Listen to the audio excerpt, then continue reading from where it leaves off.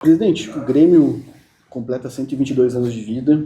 E como é que chega o clube nesse aniversário? Como é que se encontra em relação ao que veio da sua gestão nos últimos anos para esse momento?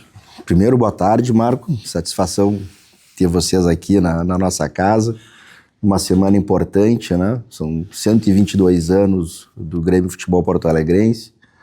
Não é todas as empresas que chegam, né, com 122 anos, e acredito que o Grêmio seja a maior instituição do nosso estado, né? Mais que centenário. E te diria que o Grêmio chega melhor de quando a gente iniciou essa caminhada, né? Acho que esse é o grande desafio também, né? De sempre quem passa por aqui entregar um pouquinho melhor, né? Vamos botando brinco, né? Aqueles tijolinhos numa construção, numa fundação sólida. E apesar de, às vezes, com todo o clube é natural ter altos e baixos, a gente já pegou ali vindo, né, de uma segunda divisão, isso era sabido, sabia dos problemas financeiros nesses casos, era sabido, mas também enfrentamos grandes desafios que a gente foi descobrindo à medida que os anos iam passando da gestão, né? E agora, olhando para trás, esses desafios que a gente passou, que eu poderia até te citar aqui, Marco, acho que um dos primeiros deles foi a questão de a gente comprar a briga com a Arena, né, finalmente, né? Acho que esse é um desafio importante, porque isso repercutiu em algum tempo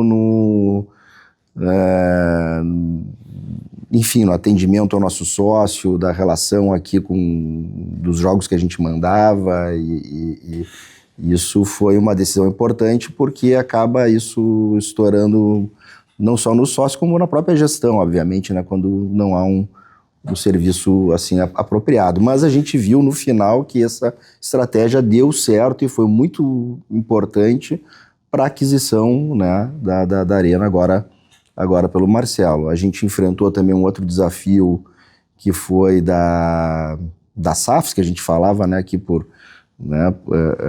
antes de começar a gravar, que não se sabia o nível de investimento e como seriam.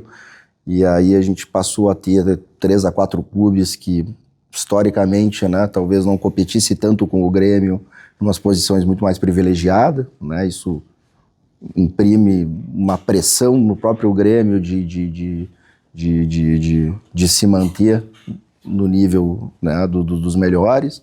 A gente enfrentou também a própria enchente, que foi a maior catástrofe, né, do nosso estado, logo no início do segundo ano.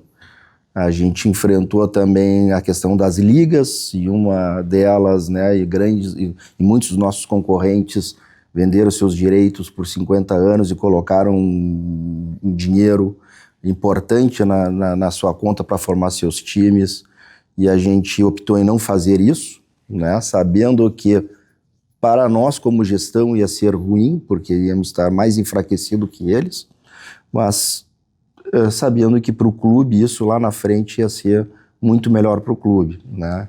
Então são desafios que no início não se tinha, alguns deles, né, claro, mas que não tem como não citá-los, como foram, né, questões muito importantes que acaba fazendo com que a gente tenha que sempre reavaliar tudo, né, todo um planejamento. E chegando agora aqui, muito embora faltem 4 meses, 3 meses de campeonato, por um lado é muito tempo, né, no futebol, é um turno inteiro quase, né, no Campeonato Brasileiro. Por outro, sabe que em questão de meses, por aquilo que eu já passei e pelo que falta, é pouco tempo. Mas eu olhando, né, essa bela janela, né, muito orgulhoso do meu departamento de futebol, do Rossato, do Guto, aí, que fez uma das maiores janelas mesmo dos últimos anos aí do Grêmio, né? Eu vejo um time encorpado, um time com muita qualidade e que pode, né, render bons frutos, e que certamente será uma grande base para um time vencedor ali na frente. Eu acredito que com a questão, né, inclusive da briga, vamos chamar assim, mas é porque eram interesses que não se batiam, no interesse do clube, que é uma associação sem fins lucrativos, visa o futebol, e a gente às vezes quer botar o torcedor para alcançar o resultado, e uma empresa que busca o lucro e que, para buscar o lucro, toma outras medidas. Então, é isso que fez com que a relação fosse se deteriorando. Não é agora com o Grêmio, então, e a gente entendeu isso desde o começo, de que deve gerir o seu equipamento, como sempre fez com o Estádio Olímpico, para poder ainda mais transformar numa ferramenta positiva para alcançar o resultado desportivo, né? Sem contar, obviamente, a receita que ele pode trazer e que coloca o Grêmio vai colocar o Grêmio num outro patamar, eu não tenho dúvida, né? Seja para essa ambientalização aí do dia do jogo, do match day, né? Para poder voltar a gente ter aqui a arena como um caldeirão para que a gente ganhe dos nossos adversários, seja também para agradar e melhorar a relação com o nosso associado, sócio, que vem para cá, vem assistir um jogo, mas que daqui a pouco pode ter outros serviços aqui, né? Na esplanada, com restaurantes e outros serviços, que é importante isso para o sócio, né? Isso para o sócio, às vezes, não é a questão financeira disso para o clube, mas sim no sentido de manutenção do associado, né? E seja também a questão da financeira com esse equipamento que o Grêmio vai poder, né, também usufruir melhor, né? Porque aqui tem uma área enorme aqui à volta com esses serviços enfim, né? Acho que coloca o Grêmio agora num outro patamar e vai já alterar bastante, né? Acho que em mais de 10% na receita do clube.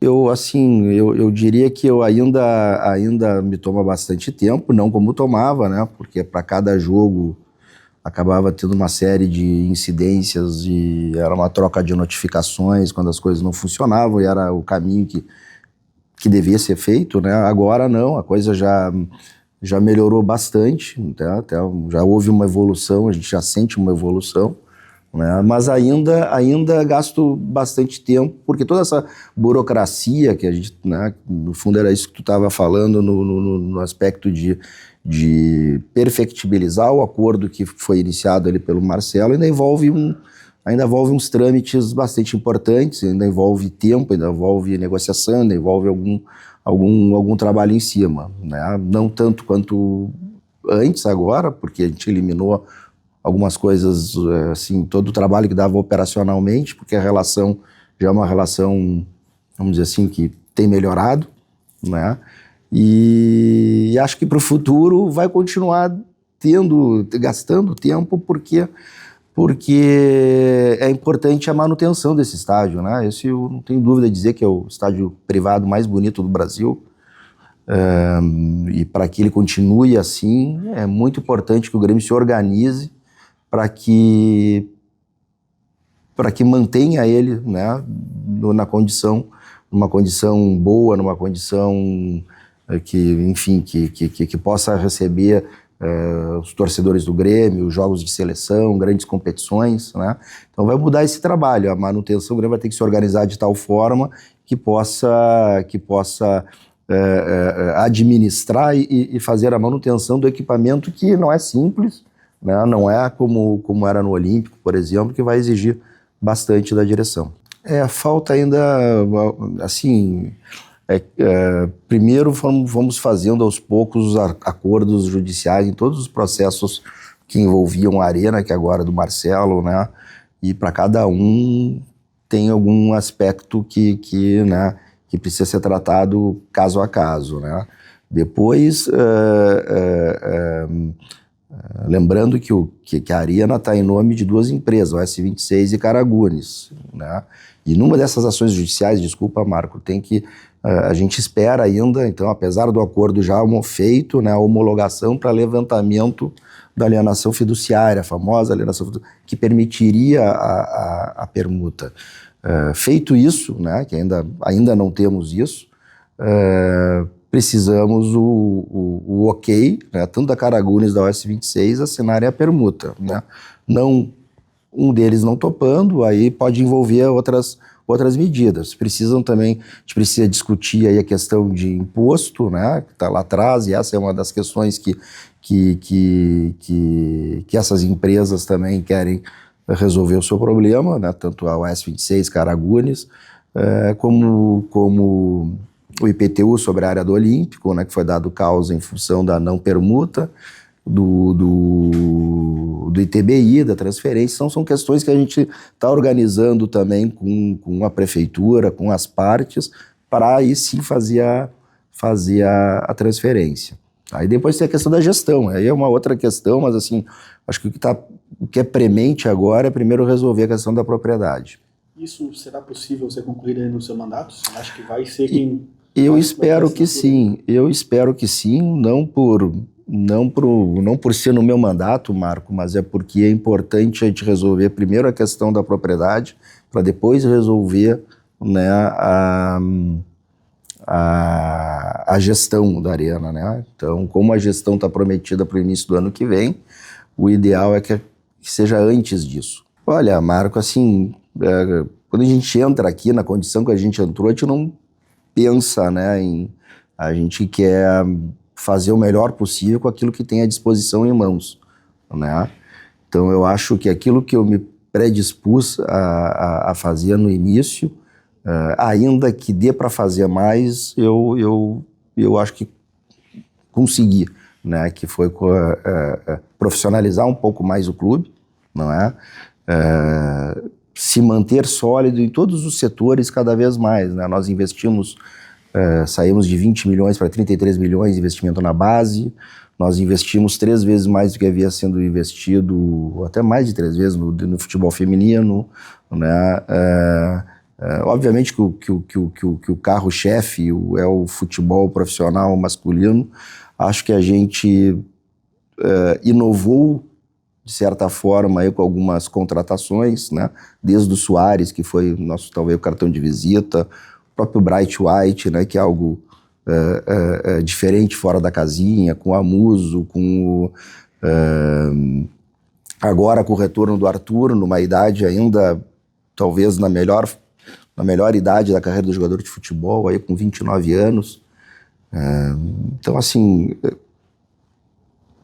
Inovamos nisso e nessas contratações também buscando parceiros para poder viabilizar isso, né? E na questão desportiva, ainda que fique aquele 2023 que a gente deixou um Campeonato Brasileiro porque não ganhamos um jogo aqui, né, contra o Corinthians, com um a mais, né? Poderia ter...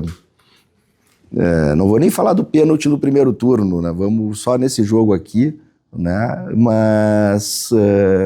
acho que fica um heptacampeonato, que é a segunda vez do clube, um hexacampeonato, que foi a terceira vez na história do clube, né? Então, isso mostra como é difícil chegar nesses títulos. E do campeão brasileiro, que ao mesmo tempo que fica a dor, né, a gente vê o Grêmio só ganhou 2 vezes em 122 anos, e não é à toa com talvez os 2 maiores presidentes da história, né? Hélio Dourado, Fábio Koff, que como é difícil, né? Nós estivemos ali muito próximo de alcançar esse objetivo. Então, legado, assim, eu acho que a gente, em todas as áreas importantes do clube, a gente deixa, eu vejo o Grêmio mais sólido de como eu peguei, né? E o Grêmio é uma continuidade, não começou comigo, não vai terminar comigo, e acho que se todo presidente entregar ele mais sólido nesses pilares do clube, aí em breve a gente vai estar só disputando o título. Esses são os desafios que eu tentei colocar ainda na primeira pergunta, né? Enchente e aqui não estou falando a questão desportiva dentro do campo, né? Porque isso mudou mesmo o hábito do nosso associado, né? No sentido de que todos foram prejudicados financeiramente, tem outras prioridades. O futebol parece até ficou, por um lado, ele é uma zona de escape ali, né, para uma diversão, mas quando a gente está lidando com vidas de pessoas e perderam tudo, família, a gente tem que se concentrar nisso, né, Então, isso foi um grande desafio, né, como eu falei também de enfrentamento dessas SAFs que talvez botavam mais dinheiro, né? Historicamente, a maior contratação do Grêmio é 4 milhões de dólares, 4 milhões e meio. Não é? O Grêmio nunca passou desse patamar. Aí tu vê um Bahia contratou um centroavante por 15 de euros, né? E agora vendeu por 20. Né? E assim, estou dando um exemplo, né? E aí surgindo o Cruzeiro depois, o próprio Botafogo, quem investe também valores até maior, o próprio Bragantino. Então, isso são novidades que não estavam no nosso radar, esses volumes, né? Isso impõe ao Grêmio uma condição de que, se tu quiser participar dessa festa, tu vai ter que mais ou menos estar disposto a gastar essas verbas, o que não é ainda, né? O Grêmio nesse período não tem essas condições, né? Então, como falei também, a questão dos times que venderam seus direitos e botaram 110 milhões, isso para 2, 3 anos é maravilhoso. Eu acho que, e estou muito seguro da decisão de não ter feito isso, mas o pênalti a gestão toma, né? Então, realmente foram anos que não sei se a gente vai ver ali na frente. A questão desse último ano também, começou cedo o processo eleitoral e a gente brinca aqui porque as coisas acontecem fora do Grêmio, mas a crise fica aqui dentro, né? Porque decisões tomadas, palavras ditas, que é fora do Grêmio, não é na gestão, não é aqui dentro, não é por nós, não é pelo Conselho de Administração, acaba repercutindo muito na gente, né? Isso eu não vou negar que atrapalha bastante. A gente não quer se concentrar em fazer futebol e tem que gastar uma energia para poder explicar coisas que não são explicáveis e nem temos que explicar porque não diz respeito à gestão, né? Mas, enfim, é o que nos coube. Acho que dentro do todo a gente buscou navegar de uma certa forma, eu acredito que boa, até acho que pelo meu perfil, né? Porque fico muito mais calado do que falo. Muitas vezes falar nesse momento poderia mais alimentar do que ajudar a solucionar o problema, né? Então, eu acho que dentro de tudo que aconteceu, ao menos até agora, a gente conseguiu, com muita altivez, né, chegar aqui nessas condições, com uma boa janela, como a gente já falou, com um bom time, e mirando um segundo turno bom para poder deixar o clube na Libertadores e aí vinha Marcelo e sua turma e poder lutar por algo grande. Não tenha dúvida que atrapalha, porque o que mantém todos debaixo vamos dizer, do guarda-chuva é a vitória dentro do campo, né?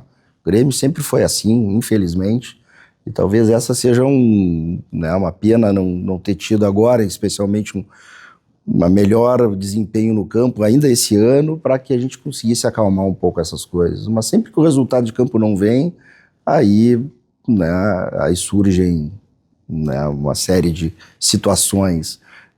Isso desgasta, porque em vez de todos os gremistas estarem juntos para ajudar o Grêmio a alcançar no seu melhor resultado, depois no fim a gente elege quem quer que seja, né? A gente vê muita gente puxando para baixo, literalmente, porque sabe que se a gestão for mal, há uma chance maior dos opositores assumirem, né? Então, essa é a dicotomia do gremista que trabalha aqui dentro, né? O conselheiro, o associado, né? Então, e essa é uma das razões porque às vezes sai manchete, o Guerra é a favor da SAF, né? Sou por uma questão de governabilidade, uma questão de continuidade e uma questão que esse ano ficou muito prejudicado por essas situações, né? Isso não dá para negar que chega no vestiário, né? Os jogos se transformam em jogos tensos e não deveriam, quando na verdade se a torcida, né, se o ambiente, não vou falar da torcida que acaba, mas se o ambiente fosse favorável de abraçar o time para sair da situação, com certeza aí poderíamos ter tido, né, um ou outro melhor resultado do que toda hora, né, envolvido, toda hora polêmica, toda hora envolvendo alguma coisa que tenha que dar explicação que não é nossa, né? Coisas que acontecem fora do Grêmio. Eu acho, em que pese eu tenha dito aqui para ti que acho que no tempo da profissionalização melhorou um pouco, acho que dá para melhorar ainda mais aí. E nisso aí a gente vai conseguir, né, ser mais competitivo, né? Acho que o Grêmio ainda é um dos últimos clubes aí que tem diretores no futebol, né, que acompanham, e a gente tem essa discussão se fala depois do jogo ou não, aqui e até muitos conselheiros, torcedores cobram isso, e quando na verdade tu vê os exemplos dos clubes que estão, né, que são vencedores, talvez não conheça os jogadores nem o presidente pessoalmente, né? No caso do Flamengo, do Palmeiras, muito, muito raro isso, né? Então eu acho que a gente precisa melhorar essa profissionalização, a gente precisa achar uma solução para essa questão política também, porque se não vem título, na próxima eleição vai ser igual, vai ser né? Então, não quer dizer que não possa... Uma sociedade anônima do futebol não é a solução para tudo, né? Mas se a gente optar por fazer da forma associativa do jeito que a gente se encontra hoje, é preciso repensar várias situações aí, políticas internas do clube para que se possa navegar, para que se possa, né, gerir o clube sem todas essas influências, esses precalços que ajuda, que só, de novo, puxam para baixo, né? Então, é isso que a gente precisa resolver para voltar, para poder atrair investidores, né? E atraindo investidores, a questão financeira, aí tu pode ter, né, melhores jogadores, tendo melhores jogadores, a gente pode disputar, senão, né, aí pode ser que fique na mão de um mecenas, de alguém que coloque dinheiro, e o problema é perguntar aí depois, né? Acho que o caminho que todos os gremistas devem sempre se perguntar é como ser autossustentável e, ao mesmo tempo, competitivo. Essa é a busca. É possível, e a gente já viu isso no passado, né? O Leicester no campeonato inglês, o próprio Grêmio 2023, ali né? Mas assim, é como a gente brinca, é o voo da galinha, né? Não é, vai ser uma vez a cada, né, a cada período. Pra gente sempre estar entre os 4, 5, 6 ali na tabela, e aí num dos anos subir o título, precisa de investimento. É a famosa frase, aquela que eu já repeti, né? Nem todo mundo que investe ganha, mas quem ganhou investiu. A regra vai ter 99 em 10, talvez 10 em 10, dependendo do período. Vai ter uma vez que alguém consegue chegar numa Copa, aconteceu aqui com o Paulista de Jundiaí, o Santo André, a Criciúma, né? Isso pode acontecer, mas se a gente pegar e analisar os 40 anos, a gente vai ver que isso são fatos esporádicos. Eu acho que o Grêmio não pode estar vinculado a fatos esporádicos. A gente tem que ter uma constância, tem que ter sempre estar lá em cima, né, para disputar os títulos. O que aconteceu, e quando eu olho para trás, é quando o Grêmio forma grandes times, ele fica ali por um período, né? E depois, nessa transição, acaba tendo uma queda para até formar um novo time. O que a gente tem que achar é um modelo que a gente consiga ir fazendo essas transições sem necessariamente cair tanto, né? Isso aconteceu, se a gente olhar para trás ali agora, né, 16, 17, fomos até 19, talvez 20 ali competitivo, e depois, né, acho que pecamos na transição. Isso aconteceu nos anos 90, depois lá daquela série de títulos de 95 a 98, depois faz o time de 2001, né, e sempre assim. Então o investimento, ele é importante para te manter sempre, pode não ganhar no primeiro ano, mas vai estar ali disputando, vai estar segundo, terceiro, quarto, ganha, né? Essa é onde a gente deveria mirar, e isso aí é só com investimento mesmo. Primeiro que são jogadores diferentes, né? O Endrick é o Endrick, o Estevão é o Estevão, o Mac é o Mac, a gente tem que avaliar isso. Segundo, a questão, eu acho que no caso do Beck, que, olha, impressionante os treinos que ele tem feito, ele já com 17 anos, já alçou ao profissional, só treina lá. Teve uma lesão que atrapalhou ali no meio desse ano, né? Mas acho que até o final do ano aí provavelmente tem a chance de jogar, porque treina bem, né? E também é verdade que botar um jogador desse num momento melhor, botar num Palmeiras que está entre os 1, 2, 3, 4, 5 é uma coisa, né? Os 4, 5 primeiros. Colocar no Grêmio agora, que vive até a pressão financeira, vive um momento eleitoral e está numa parte da tabela ainda, vamos chamar assim, incômoda, mas é diferente, né?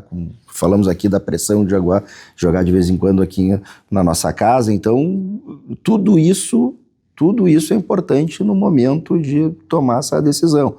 Eu não tenho dúvida nenhuma que o sonho de todo gremista e do presidente aqui, o ideal seria não vendê-los, né? Poder usá-los o máximo possível, ver esses meninos entregando aqui aquilo que a gente tanto tempo construiu com eles. Agora, tem dois lados. Precisa vender o Grêmio, como todos os clubes, inclusive o Palmeiras, precisa, né? Segundo, dependendo de qual foi a oferta e qual o time, tu não segura mais um menino desse, né?